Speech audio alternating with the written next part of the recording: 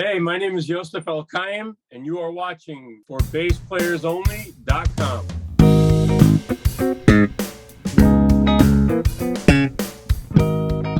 Hello and welcome to ForBassPlayersOnly.com. I'm John Liebman, founder and first baseman. You know, a lot of people think they're too old or it's too late for them to learn how to play an instrument. So I created ForBassPlayersOnly.com for people over 50 who want to play bass, because I believe you're never too old and it's never too late to experience the joy and the pleasure of making music. ForBassPlayersOnly.com.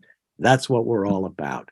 We've got a very interesting, very exciting guest this week. Yoseph Elkaim is a fascinating guy. He has done all kinds of things in music and outside of music, but within the music sphere, he has collaborated with the likes of Duck Dunn, the Cranberries, Dan Aykroyd, Vanessa Williams, Herbie Hancock, Bob James, Pat Martino, G.E. Smith, Ray Manzarek, Walter Becker, George Michael, Bryan Adams, Diana Krall, and on and on and on. Yoseph Elkaim, who are you? It's a great question. I'm an accidental musician. So I think when I tell people like how these things happen, someone's actually called me like the Forrest Gump of session work, because I've managed to be somewhere or I've gotten referred by somebody. It's just been a series of just really, really solid events. I started out like anybody else in our circle. I was a yeshiva guy. I grew up in an Orthodox Jewish family. We were very, very musical. My father was a cantor. So, when in our faith, in Philadelphia?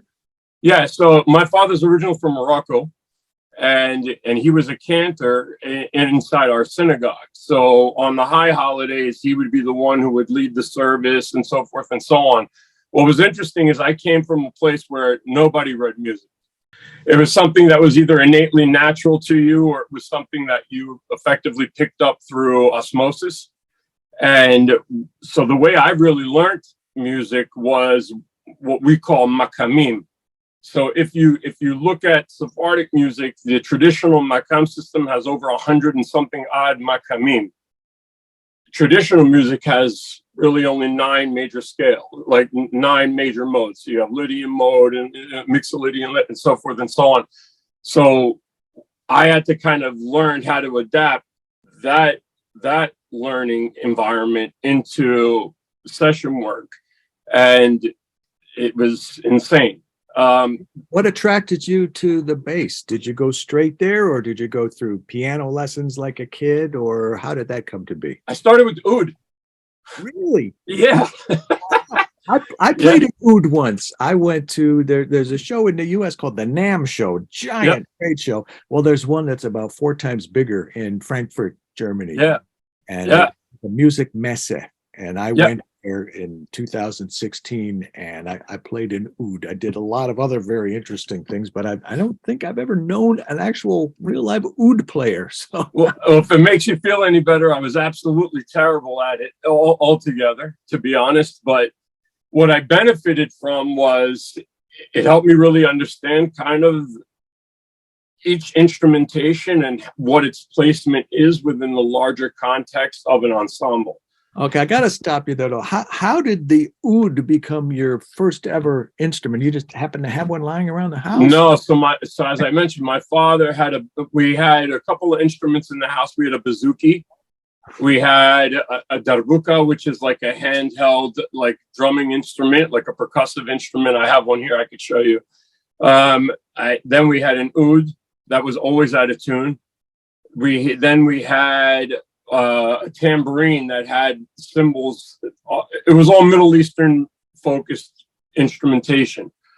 So when the chance to kind of like learn an instrument came up, I wasn't keen on piano. As much as I liked it, I was just not likely to gravitate towards it, simply because you listen to guys like Michel Petrucciani or you listen to Oscar Peterson, it's pretty much enough to make you and I like not want to play the instrument at all. So I elected to figure out something else. And at some point, it just became clear to me that none of those instruments really they didn't resonate with me in the same way as the cohesive glue that kept the ensemble together. And that was almost a root and fifth kind of bum bum dum bum bum bum bum bum kind of that tenor or that accentuation within a song. That's what actually appealed to me the most. And when I finally learned what that was, I started on a 3/4 upright. I realized immediately that I hated high action, and it was never going to be something that was ever going to work for me, primarily because my fingers are like sausages, and it just wasn't going to work well.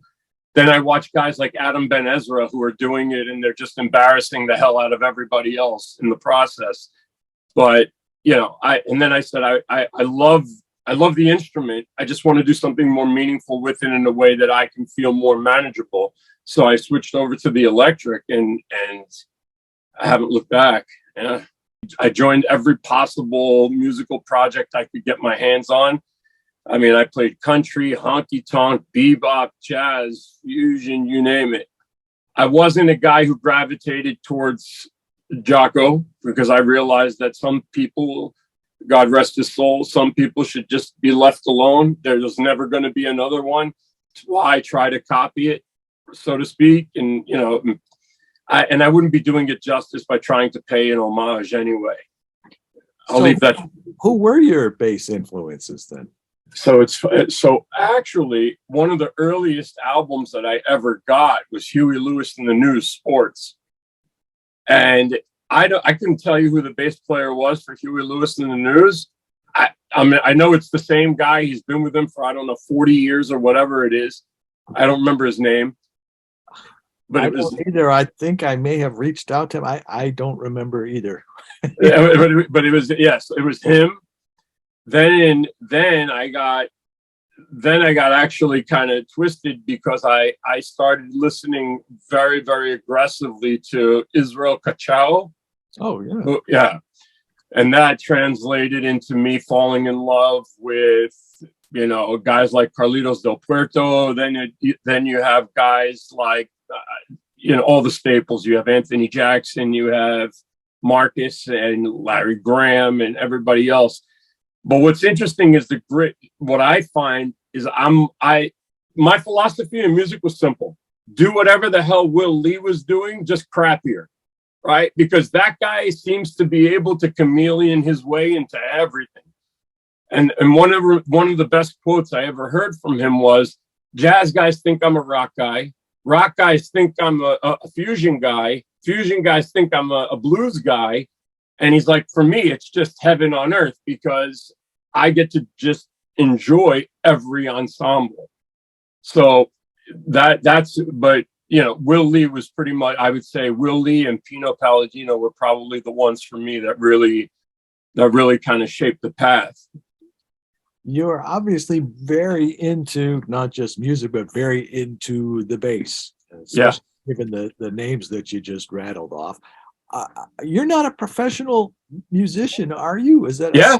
Yeah, you are. Because I was reading up about you. There were a lot of other things that you did. I think with the CIA and management and So like I actually for a large period of time before music ended up taking up such a predominant portion of my booking schedule, like Skunk Baxter, I ended up working as a government contractor. So in that government contracting function, I speak multiple languages. I come from a Middle Eastern family. My father was in the Israeli army in a section called the Ramatkal, which falls under the chief of staff. So I was basically born for the intelligence community. So I kind of went through that whole experience, and it was a means to make a living and it's still something that I speak on aggressively. I still write and publish articles in that space, but music is definitely my passion for sure. So what is a typical day for you?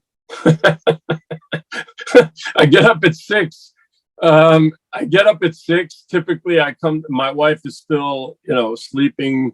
I try to come downstairs, change strings, do some intonation work, try and check on my bridges, double check my batteries. Again, I've been committed and loyal to the same bass company for probably 20 years. I'm a Roger Sadowski guy all day, every day. I believe that, you know, I've heard the arguments on both sides of the table. Oh, it's a Fender on steroids. Oh, it's this, that, and the other thing, but it's not. And I say that only because there's a relationship beyond the contract, right? There's a relationship beyond the purchase. If you call him up and you explain to him, Roger, there's something that's going on and I can't nail it, he will literally spend countless time with you until you get exactly what you want. You lose that, unfortunately, in some environments where, you know, where builders are more commercialized or it's less bespoke or something like that. In my opinion, I think he got it right really early on when he figured out that, you know, there's certain adjustments. Leo, there's nobody could take anything from Leo. But for me, a 12-inch radius will always be better than a 7 1/4. You know what I'm saying? So, you know, certain things like, you know, they don't deviate. I mean, the idea behind the hip shot, for example, the hip shot with the extended arm, that's a Roger special. I thought that was a brilliant move simply because if you have sausage thumbs like I do, it's a lot easier to flip and you know, push and pull as needed. So I mean, like there's little things like that, and his customer service is just huge, and he's an amazing human being, and he was early on, like you know, in the New York scene, doing a lot of the adjustment work for cats that just needed that extra push, EQ wise, to cut through mixes and so forth. So he is a great guy. We last time I saw him, I think, was also coincidentally in Germany when the Warwick and Sadowski got together. So they invited me down there. Hans-Peter Wilfer invited me to cover that story. So I'm sitting in Magnerkirchen, Germany, in an Italian restaurant with Roger Sadowski singing Alan Sherman songs. There you go. There you go. Drinking wine too, by the way. Right. He's an avid wine connoisseur, and it's interesting. I offered to bring him back from Morocco a bottle of arak. Arak is like fig flavored liqueur, and he's like, "Oh, thanks. There's no need. I'm a wine guy." I said, "What can I bring for your family or something?" He's like, "My wife." He's like, "I think he said she's a Scotch gal." So I said, "You know what? Listen, it's like $150 bottle. I'm going to give it to you as a gift. For all I care, you could put it as a bookmark or a bookend, and you know, and I still plan to do that." Yeah. Okay, help me connect some of the dots here, because I'm listening to this. Fathers from Morocco, Cantor, Philadelphia, Oud, bass, the Department of Defense or whatever it was. I remember reading about Skunk Baxter a couple of times. There was an article in the Wall Street. Fascinating guy. So how did you end up collaborating with that? Was quite an impressive list of names that I read off at the beginning with whom you've collaborated. So how did you get mixed up in all of that? What I did was I basically went to, and believe it or not, and a lot of people kind of frowned upon this approach when I originally started it.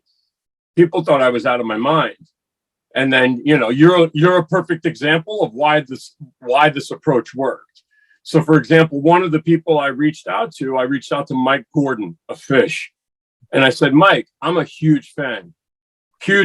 Like, you know, the idea that you're playing with a pick, you're really a guitar player who's playing a 5-string modulus. I want to know, like, I want to get familiar in your circle. I want to be of value. How do I get more involved in understanding your technique or understanding the way you play?" And believe it or not, through social media, he responded back, and he was very, very kind, and he was very open and receptive to a meaningful conversation. Through him, I met I met David Crosby. And then through David Crosby, I ended up meeting Diana Krall. Excuse me, in what context exactly? I still don't have my head around that. Sure. So originally, a lot of these different guys. So, like in Mike Gordon's case, he does a lot of acoustic shows with Leo Kottke. So they do a lot of their own acoustic shows that are not Fish shows. So the benefit to that was it's a lot smaller of an audience. It's a lot smaller of a forum, and typically you can get to meet those individuals who are playing on stage one-on-one, and so forth and so on. So through him, I ended up getting there was another, Dave Crosby was actually in the audience for that acoustic show. And incidentally, I got a chance to meet him. So, and then I said to him, I said, look, I'm a person who's trying to really establish myself in the session environment. I'd love to be able to, I'll come in and I'll do a couple tracks gratis, just so I can show you what I can bring to the table, show you what it is that I can, what it is that I can offer. I did 1 or 2 tracks for him. He referred me over to somebody in Diana Krall's camp. Then that person introduced me to a person named Duncan Coots, who plays bass for Our Lady Peace in Canada. And through Canada, I got introduced to Biff Naked. Biff Naked is, it's just all over the place. Like the genres are, it's just crazy. It started with David Crosby. You approached him and he said, okay, or was it? No. So he was reluctant. Obviously, he was reluctant, and I said, look, no expectations. No, I'm not looking for a penny out of it. I just want an opportunity to show you what I can bring to the table. I want to show you what it is that I can add. If you have scratch vocals or a scratch track of something that's, that you're working on, that you'd like to see, maybe my bass part could add some value to it, I'm asking for a chance. I got an audio file that was sent to me on an iPhone. And that's exactly how it started. So when you say collaborated, does that generally mean recorded with? Did you record Herbie? No, so I have recorded. Yeah, so I have recorded with probably the majority of the names of the people that I listed off to you. I was fortunate enough to meet Bob James. I did two shows with Bob James. I played with Pat Martino. I've toured with Biff Naked. I played with Vanessa Williams twice. Who else? I mean, there's a variety of different people. Lana Del Rey was session work. Capital Cities was session work. Mansion Air was session work. Sharon Jones, may she rest in peace, when she was doing Sharon Jones of the Dap Kings. I got hired to do a couple of fill-in tracks because the bass player that they were accustomed to using was not going to be able to make it to a session. So I ended up getting called in for that. How about Duck Dunn? So Duck Dunn, that was the Skype situation that I described earlier. So that was where, it was a very, very fluke thing because I was such a fan. And when I found out that he had also came from a place where he didn't read music at all, everything that he did with Booker T and EMGs, like everything was by ear, everything. And I was like enamored by that because if you listen to some of the bass line now, there's books about like soul fingers and so forth and so on. But if you listen to some of the I'm just trying to think of like Shake a Tail Feather, or you're listening to She Caught the Katy. Ridiculous bass lines that are happening there. And none of them logically make sense within the context of theory. You know what I'm saying? Because some of those, like, if you think of it like in straight forms, they shouldn't work. You know what I'm saying? But like, so when I got a chance to have this one-on-one Skype thing, it was an award thing that I had gotten. I was selected. I got to be honest, it was very difficult. the video worked, but the audio didn't. The audio worked, but the video didn't. And it was, but you know, my feeling is that you probably learn the most from people like that, not based on the successes they've had, but probably more so from the mistakes. So other than being an early riser and tweaking your intonation and your batteries and all of those things, right, what is generally keeping you busy these days? So I do a lot of work with like Turkish artists, a lot of work with like Middle Eastern artists. Session work, absolutely. So Turkish artists, Middle Eastern artists. I do a lot of soundtrack work for shows on Netflix. And again, primarily because they want that American session work sensibility, but those people are not readily available indigenously to those geographies. So you know, if you speak multiple languages, you can pick up on, like I told you, the Makam kind of intonation. It's not traditional straight sheet music. A lot of times, the best way to think of it would be like the Nashville number system. They're very quick to call out a 2-5-1, a 1-4-5, a 1-3-6 kind of thing. And if you don't know what that translates to within the context of Middle Eastern shared chords, it's not the same as what you would think it would be in a traditional US system. You know what I'm saying? So it's offered me an opportunity to be relevant in places where there's not a lot of competition. So I've been very fortunate and blessed. You're very unique. Yeah. You are so into this more than just about anybody I can think of. So I want to take advantage of the opportunity to talk to you. Please.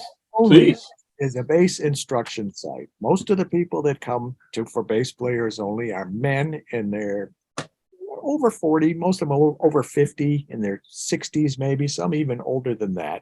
Right. Not trying to make a career out of playing bass. They just want to get together with their friends, maybe play some classic rock riffs or some blues shuffle, walking bass. A lot of them, it's not even that important to play with other people. A lot of them are happy just to learn and to sit at home and to learn and to play. Right.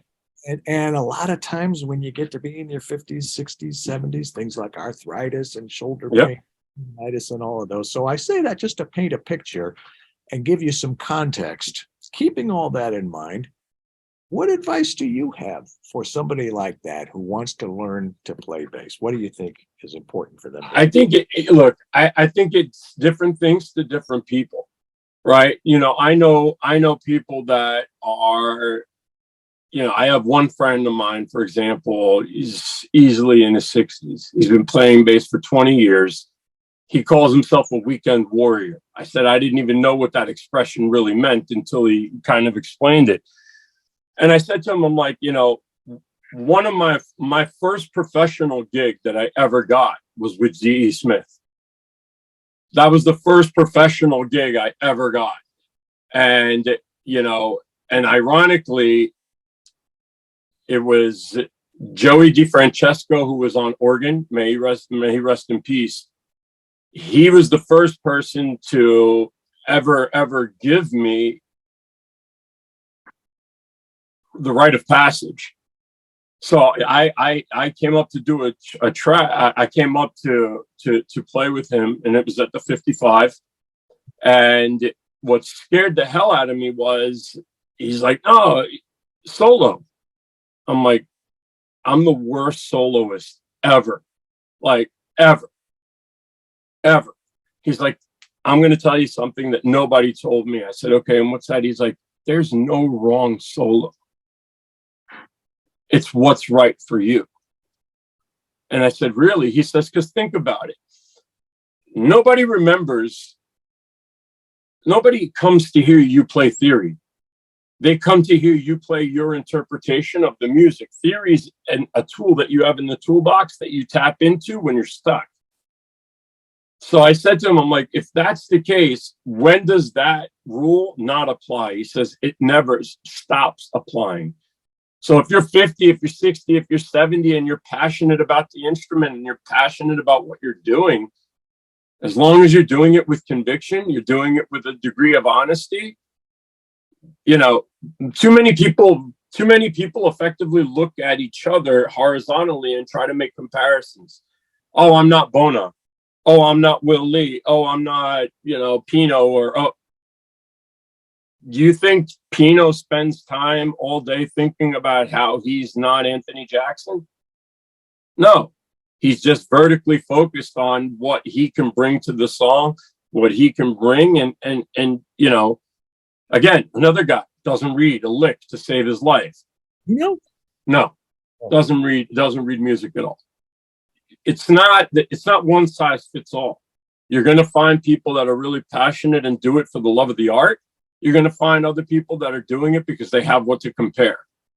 The people that I find that the people that play for the love of the art, they don't burn out because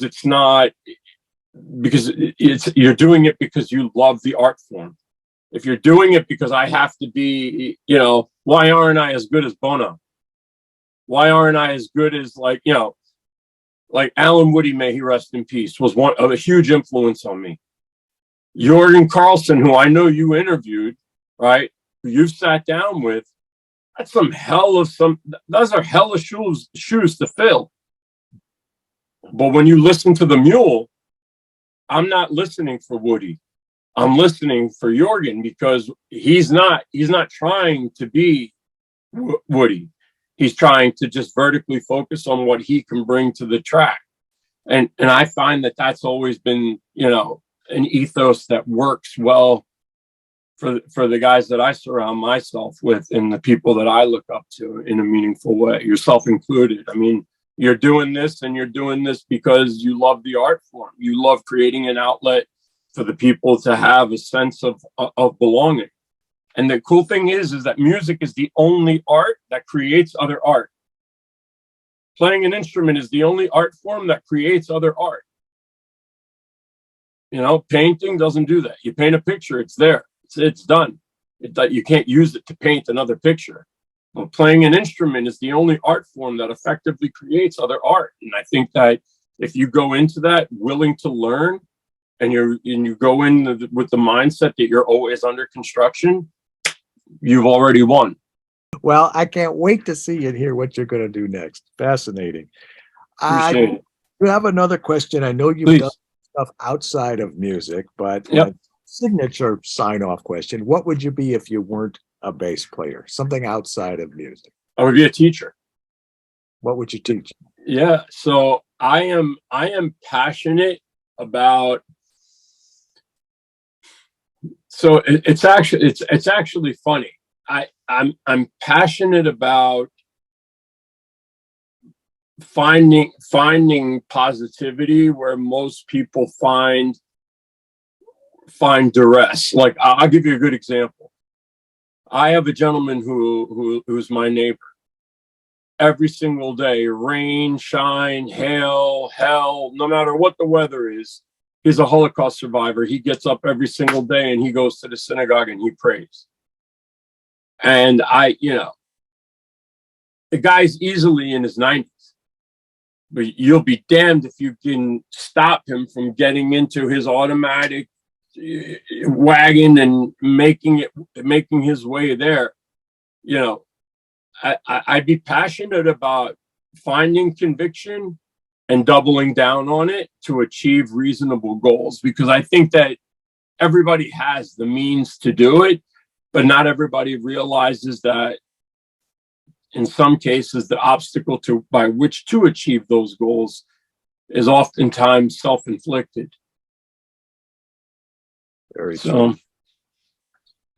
Yeah, that's a big part of it. You have a lot of very healthy perspectives that I'm glad you shared with us today. Thank you. Yeah, I try to be honest with where I'm at, what I'm doing, and whatever I can do to help. Well, keep in touch, keep me informed. Let me know what you're up to next, because I'm sure it's going to be something very exciting, something that it's just going to want to hear about. I'm so humbled and appreciative, John, that you made the time for me. You have no idea. Just to be considered part of this wider group of people that you've gotten a chance to see, like Tom Kennedy and Jorgen and all these guys. Man alive. So just to be part of the group, I'm so humbled and appreciative. You have no idea. Thank you.